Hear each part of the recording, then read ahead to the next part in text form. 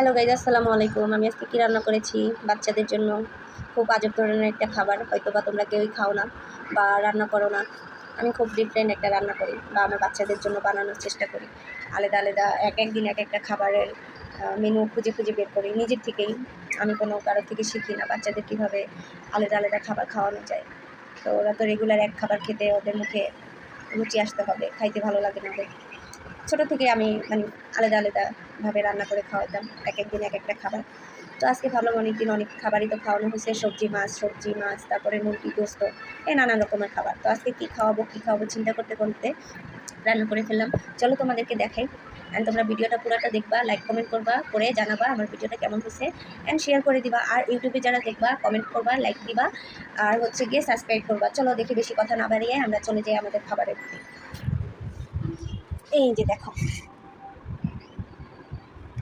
এটা কি খাবার জানো?